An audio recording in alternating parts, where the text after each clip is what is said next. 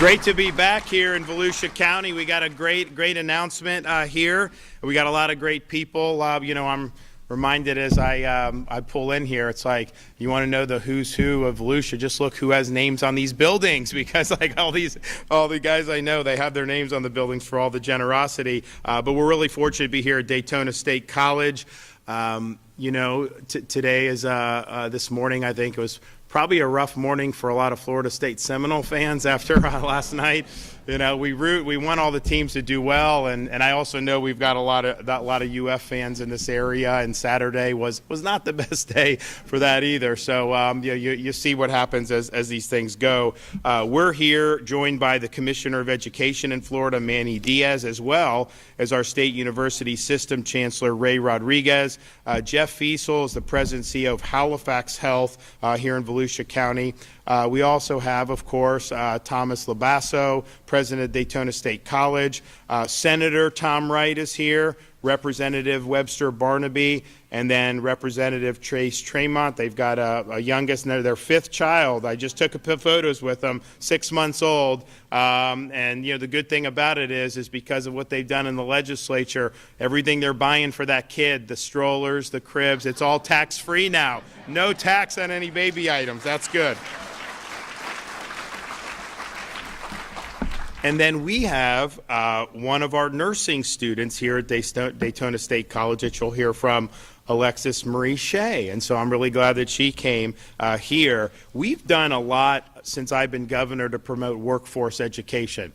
And our view is, even though we have the #1 rated public university system in America, Forbes just rated University of Florida #4. Wall Street Journal, I think it was earlier this year, ranked University of Florida 15th best overall, #1 public university in America. And we've seen a lot of great things that have happened with our universities all around the state. And of course, we don't raise tuition. So the tuition is the same as the day I took office. It will remain affordable for people. We're not going to do that. And so you get a good education, but you get it cheap. And I think part of the problem with higher education over the years is people are paying an arm and a leg. They're going deep into debt and basically mortgaging their future, which, if you end up with an engineering degree from MIT, you're probably going to be able to figure that out okay. But some of these degrees in like zombie studies and all this stuff, it's like, are you kidding me? The seas aren't parting for you.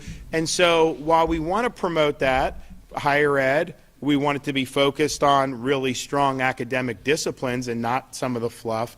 We also want it to be affordable. That's not necessarily true throughout the rest of the country.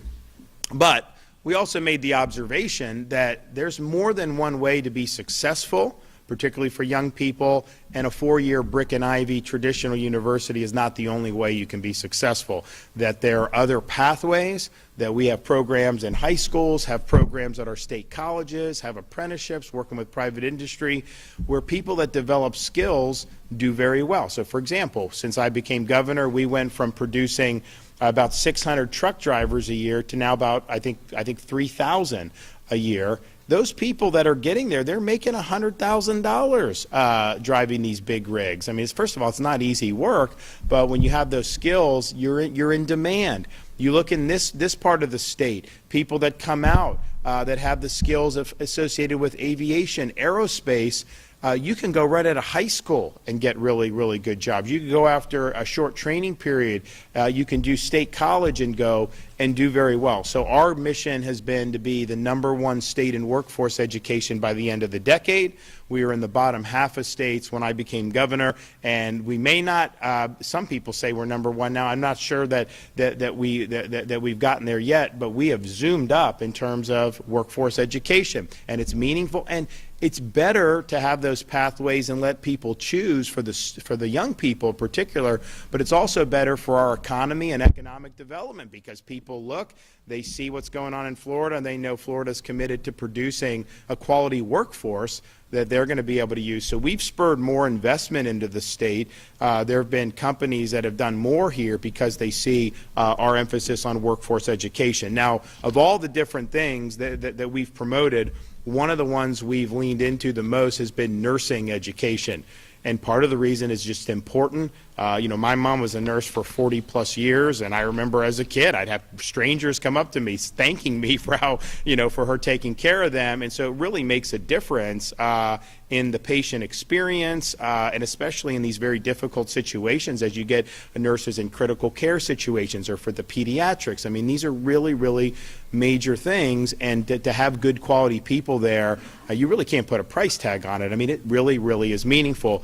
And so that's just true, I think, overall. But then what we saw, especially during COVID, is you saw a massive nursing shortage all around the country. You developed a cottage industry where when you'd have like a COVID wave in one part of the country, more hospitalizations, they would be bringing in these private nurses from other places, contract nurses, paying a lot of money. So some of them did very well, but it was this really strange situation. And so, that obviously is not something that you want to do. So we knew that this was something that was important, period.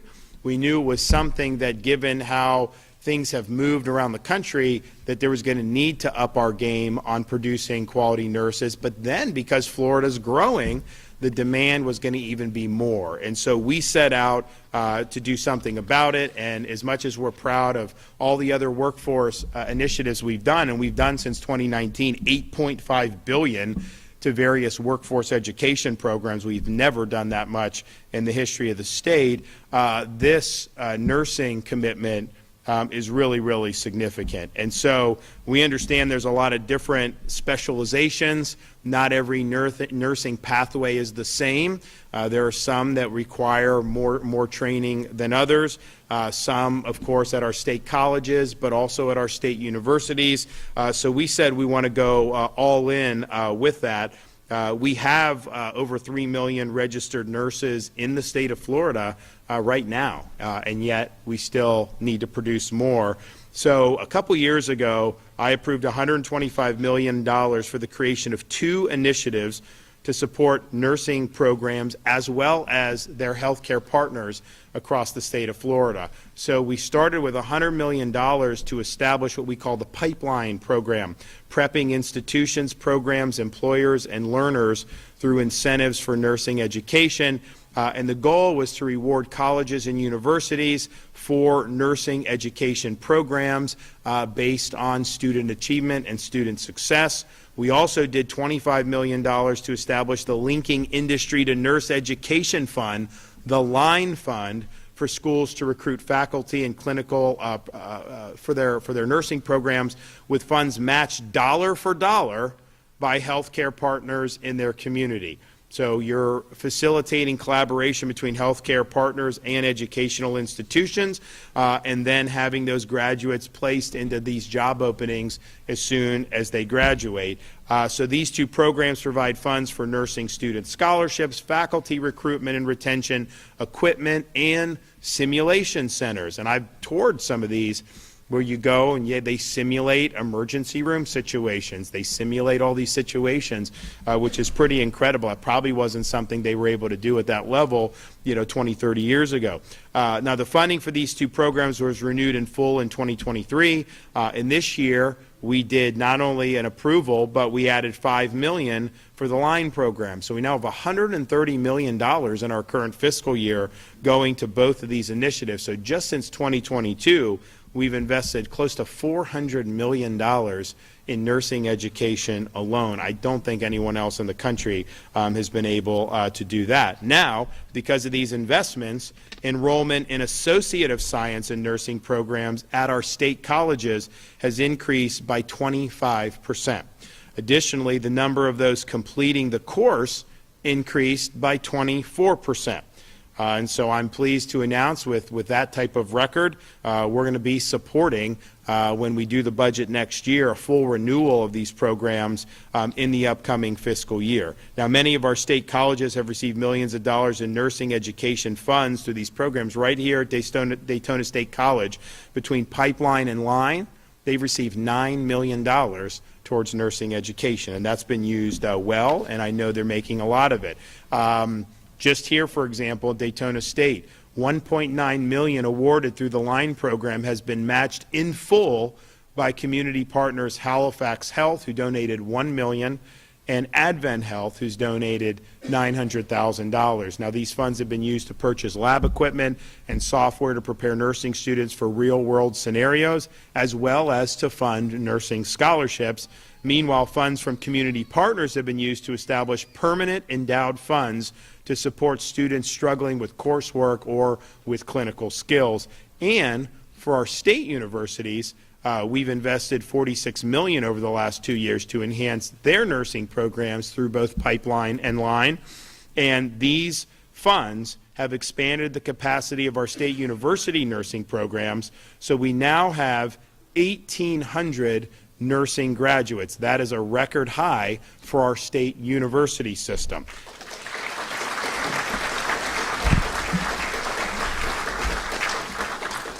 And it's not just producing graduates, but it's producing quality graduates. Our state university system of Florida has an average passing rate for the major nurse exam of 92%. The national average is only 90%.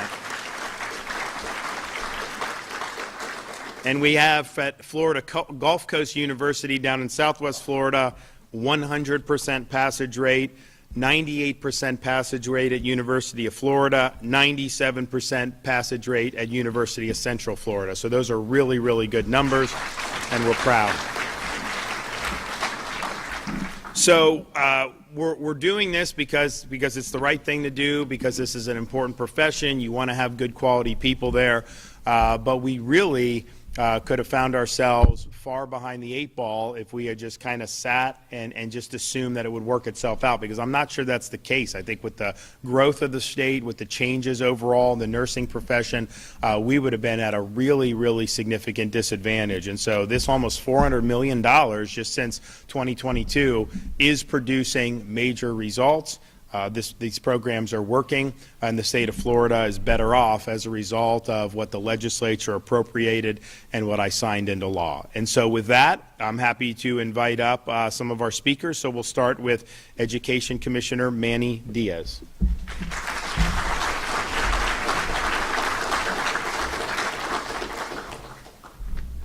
Good morning. It's great to be with you here and the governor talking about these nursing initiatives.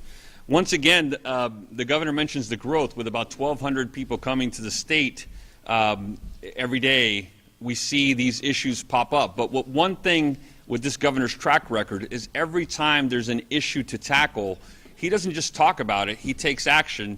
And Governor DeSantis saw there was a need for more nurses, especially coming out of the COVID pandemic, and decided to act. Since 2022, when these programs were created, he's signed more than $380 million in funding towards the line and pipeline programs with, as the governor mentioned, $130 million this year alone. The funding has created an immense opportunity for those seeking a career in the medical field, and our state colleges play a fundamental role in providing these opportunities, just like right here at Daytona State College.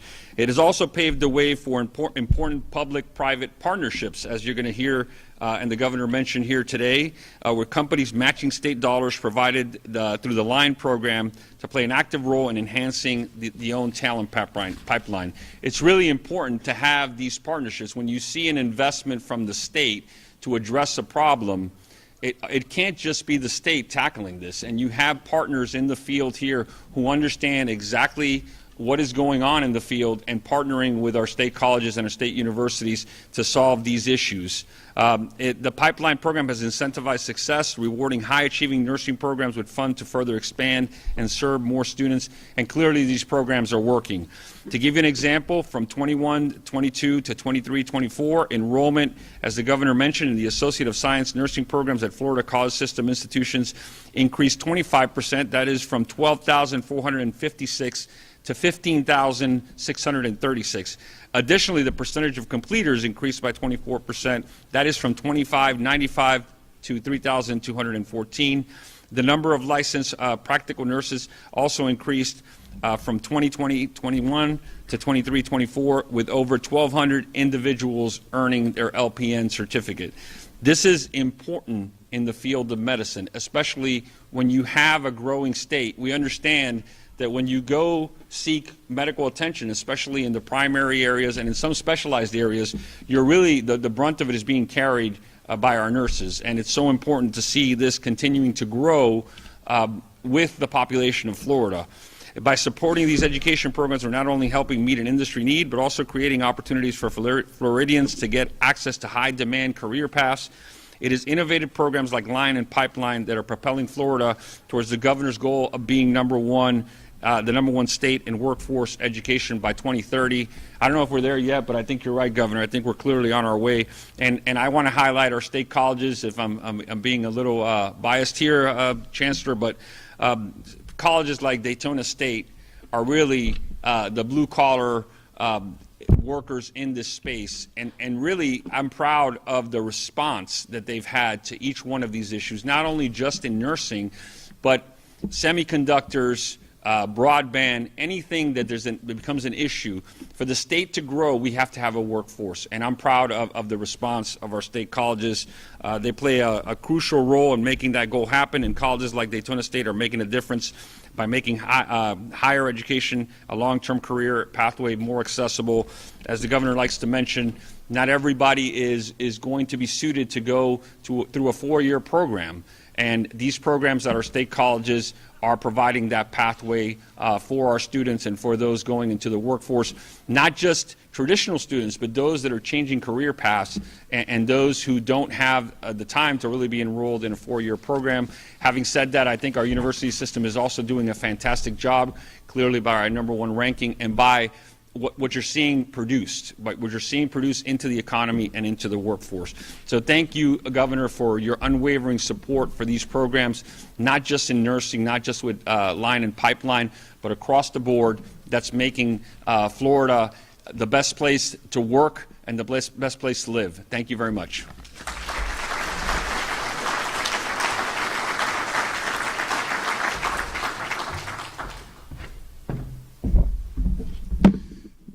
Good morning. I just want to echo what our governor has said. What we have seen, particularly since the pandemic, when blue states shut down, locked down, is a significant number of people that have come to the state of Florida, the free state of Florida, to enjoy their freedom. And what that has done is it has put a demand on key industries, such as healthcare, and in particular nursing. Thanks to the leadership of Governor DeSantis and our legislature, we have put in the programs to meet that need, and our industry partners have stepped up to work with us in doing that. And I will just echo another comment that the governor made. We are the top-ranked higher education system, and that includes the college system and the state university system together in the entire country. We are the most affordable higher education system in the entire country. For an in-state undergraduate student, there is no state that has lower tuition than Florida, and our tuition is about 50% lower than the typical state average for an undergraduate in-state student. We have kept tuition flat because of the leadership of Governor DeSantis. And I'll take it and put some context around that. Florida is the last state where you can finish your studies in the spring semester, spend your summer working full-time at a minimum wage job, and at the end of your summer working, have earned enough money to pay for your fall and your spring tuition and fees. We're the last state you can work your way through college. And that's something to be proud of.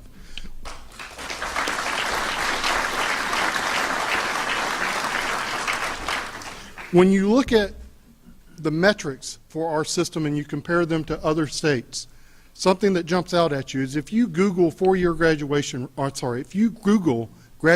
rate, just go into Google, put in college graduation rate, you'll start getting the statistics for each state. What you won't know unless you dig into that number is that's not a 4-year graduation rate. In higher education, the standard is now to report that in a 6-year graduation metric. And if you plug that in, you'll find across the nation the graduation rate, 6-year graduation rate, is about 62%. In Florida, we expect our students to graduate in 4 years, not 6. Our 4-year graduation rate for our system is 64%, which means we're doing more in 4 years in this state than the typical state is doing in 6 with their students. And what does that mean? Our graduates are starting their lives sooner, they're entering their careers sooner, they're able to start their families and get married sooner, they're able to buy their first home sooner, and they're able to contribute to the economy sooner than in other states. And that's part of the reason our state's had such great economic growth under the leadership of Governor DeSantis.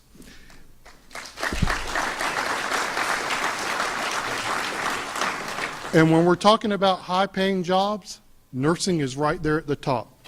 Nursing graduates earn wages higher than the typical degree that we find in our system, with a median salary above $72,000. Our typical graduate is able to graduate, find a job in the economy, and they're usually making around $50,000. But nursing graduates have a brighter future because it is a skill that is more in demand. And so those opportunities are there waiting for them. And because our education system is of high quality, as was mentioned earlier, our passage rate on the exam is higher than the national average, 92% versus 90%.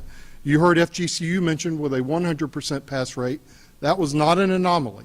I don't know what they've done down there, but they have found the secret sauce, because their pass rate has been 100% for more than 5 years. That's something to be proud of. Our SUS systems offer 40 nursing programs at 10 different institutions, and we have an accelerated Bachelor of Science in Nursing program where you can come in and earn your degree in little more than a year. We also have graduate certificates and advanced nursing degrees. The future is very bright in this state, and it is very bright for our nursing students and our nursing graduates, thanks to the hard work of our state colleges, our universities, the leadership of our governor, the leadership of our legislature, and our private industry partners who are helping us along the way. Thank you.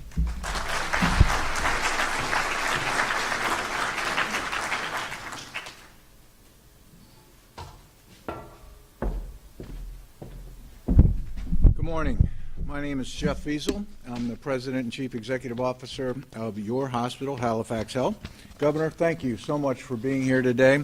Chancellor, Commissioner, thank you for coming and joining us to celebrate a magnificent achievement, the funding from the line grants, linking industry to nursing education. Most of the numbers have already been rattled off. I consider myself a numbers guy, so I want to challenge these universities in South Florida. Daytona State College last year had a pass rate on their NCLEX of 99.1%.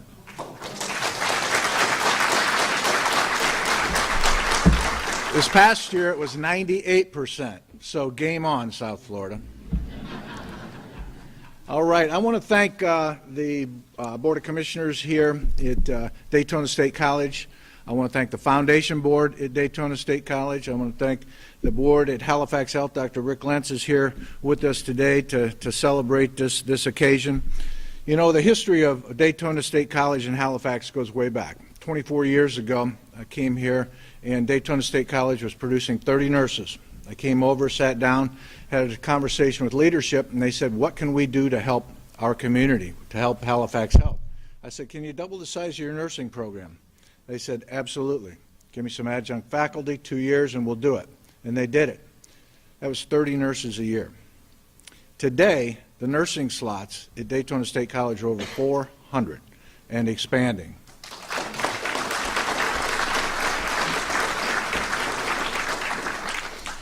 As I said, most of the numbers have been mentioned here. $400 million, that's a tremendous investment, Governor.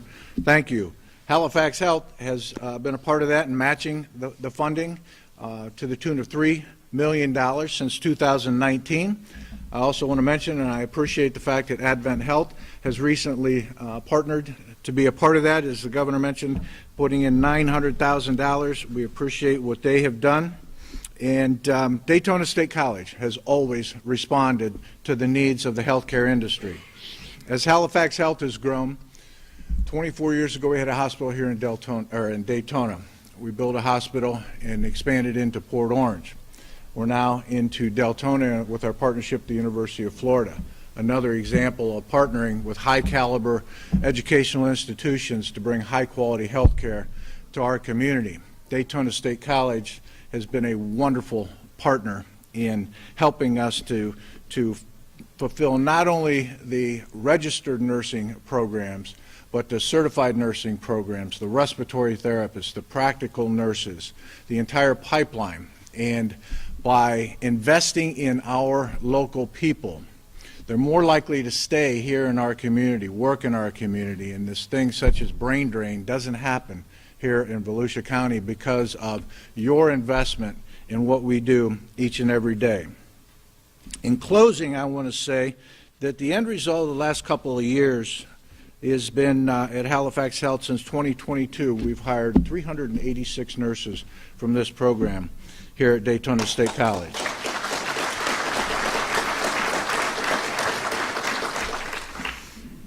Many of those have entered into our nursing residency program. You say, what's a nursing residency program?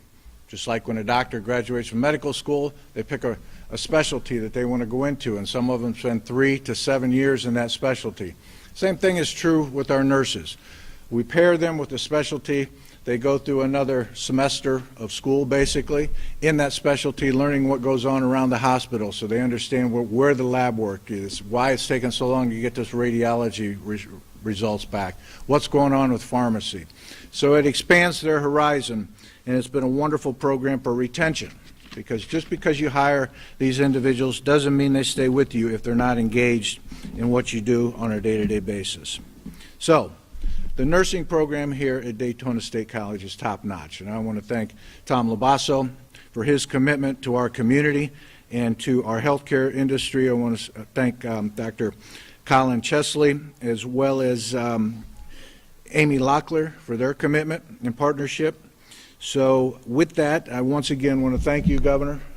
Thank you, Commissioner, Chancellor, our legislators here, our senators, our representatives, as well as the Foundation Board. And with that, I will step aside. But before I do that, I wanted to introduce a proud team member of Halifax Health, but also a Daytona State College nursing student, and she's here to knock it out of the park. Her name is Alexis Shea. Alexis?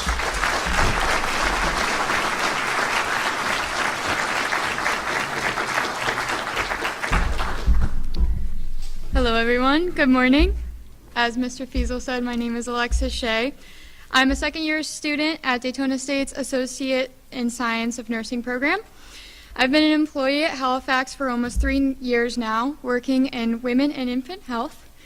Throughout my time working at Halifax, I've been given some of the most wonderful opportunities, from building patient interaction skills to playing checkers with a sick child in pediatrics, making their day more than just a boring visit in the hospital.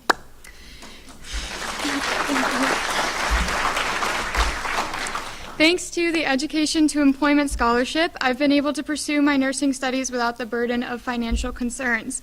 This opportunity has allowed me to devote my full attention to my coursework, which I'm deeply grateful for. As a result, I hold a title of a member of the Alpha Delta Nu Honor Society, and I have been a Dean's List honoree since being in the nursing program.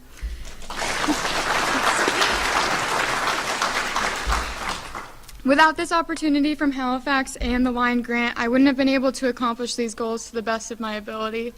I just wanted to take one moment to thank everyone that is here and came to listen to me. I wanted to thank Daytona State for their hard work and dedication to their students. Nursing school is hard, but it isn't impossible, and with the people back there, they make it all worth it. And I would also like to thank Halifax for giving me the ability to live out my dream. Ever since I was little, I've always wanted to be a nurse, and now I'm living my dream.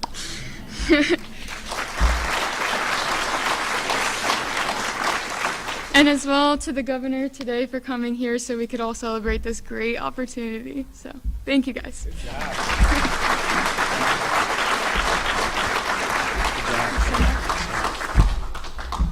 Great job. Well, thanks. It's a great success. We're going to obviously got more to do. We're going to continue doing it, and especially when you just look overall. I mean, Ray Rodrigues talking about the graduation rates now of over a 6-year period, and we do it over 4, and we're still ahead of the rest of the country.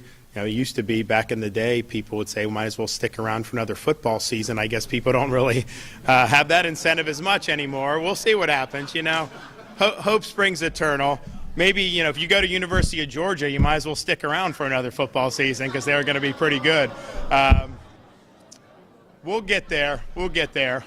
So, yes, we want you out in 4 years. We want to get that done, and I think that is a really, really great metric to be able to tout. And then the nursing in particular has been really special. I think that we're attracting great people. The programs are solid. They're producing folks that have great skills and it's already making a difference, but I mean, just think of the number of people's lives that are going to be affected over the next 20, 30, 40 years because of the students that are coming through these pipelines. So it's really, really meaningful. I think the legislature was right to step up when we asked them to do it, and we did. It was interesting, though. You know, I've been talking about this nursing for a few years, and when we did the program, it was successful. People see we're doing a lot of money.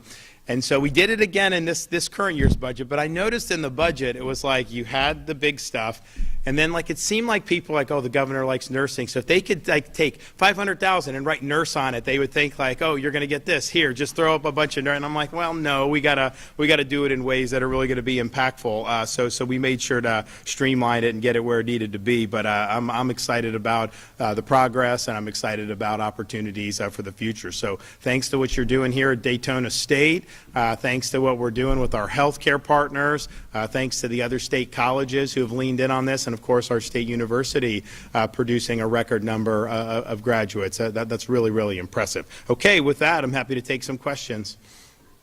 Yes, ma'am. Hi, Governor.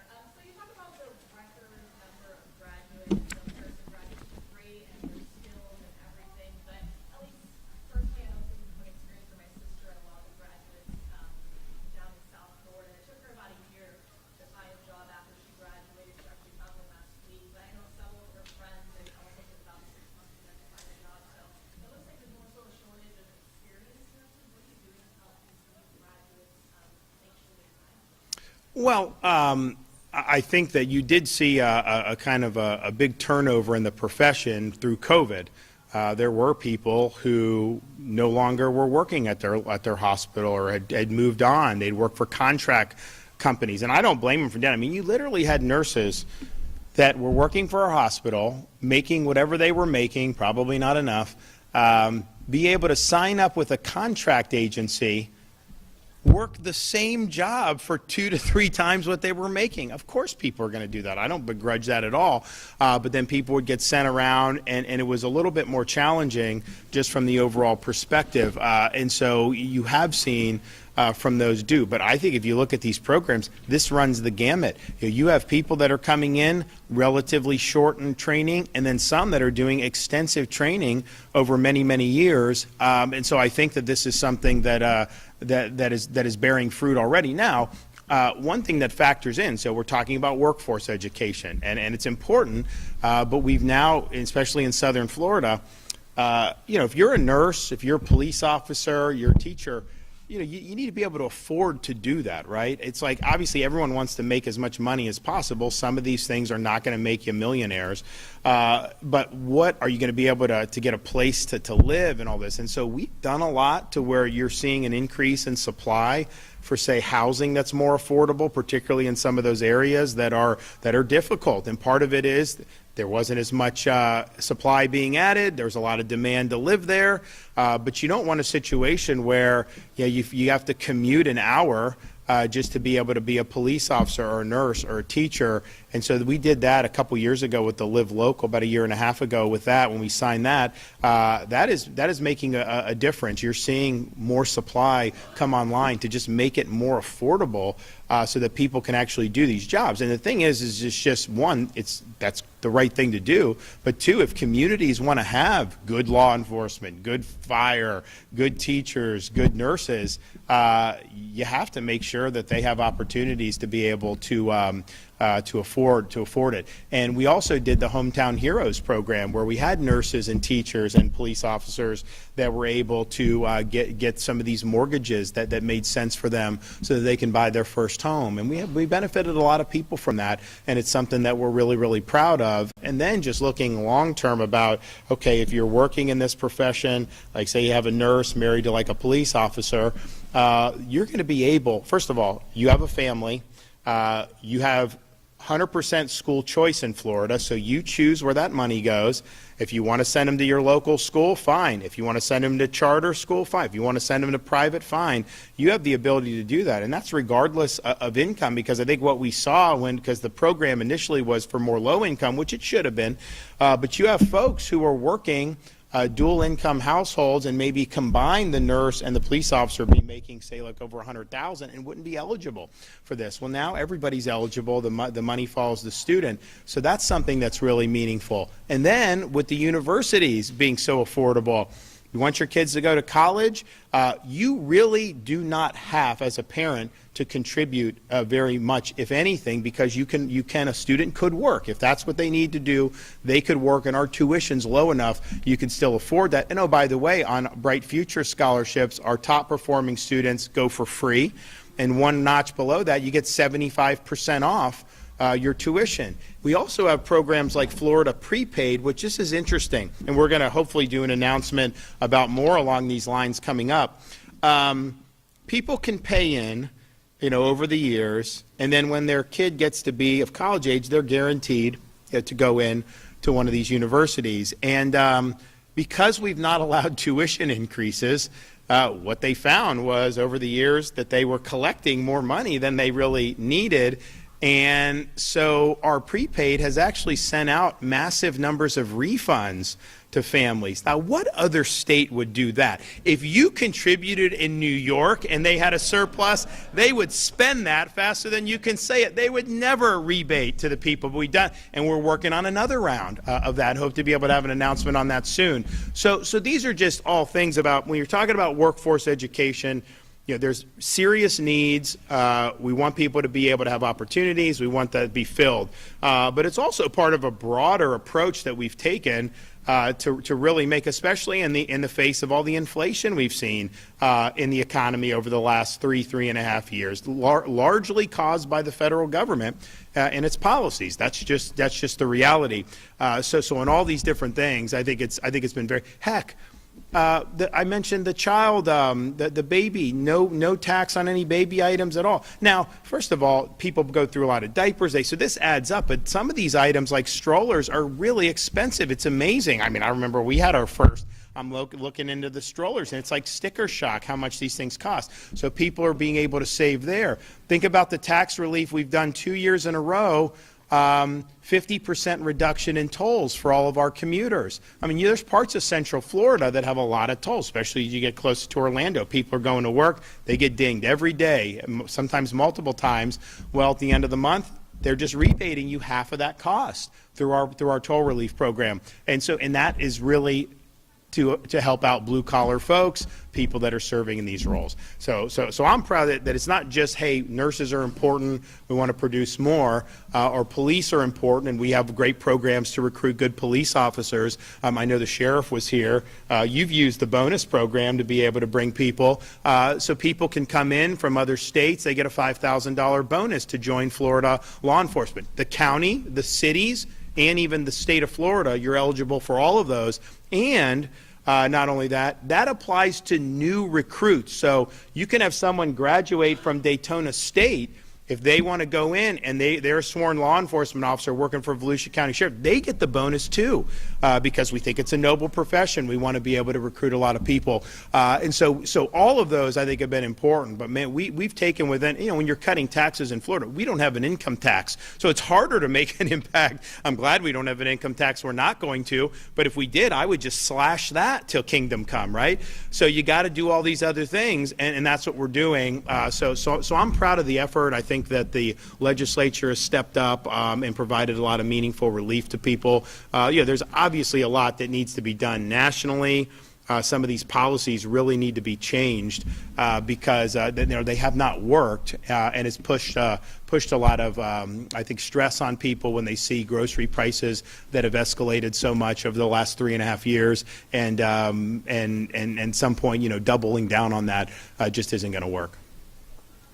One thing I'll say, too, before I just, on a different topic, is because I saw over the weekend Vice President Harris attacking Donald Trump for going to Arlington National Cemetery on the anniversary of the Abbey Gate. And, the media's hit on it as well. You're there taking photos, you're making it like a campaign thing. And first of all, he was invited by the Gold Star families. He didn't just show up to make a scene. They invited him to be there. They asked him to pose for photos with the family members of the fallen. So I don't see, the outrage, but here's the thing. If people like Harris and the media are going to express more outrage at that than the people that made them Gold Star families in the first place, something is wrong. That is unacceptable. Thanks, guys.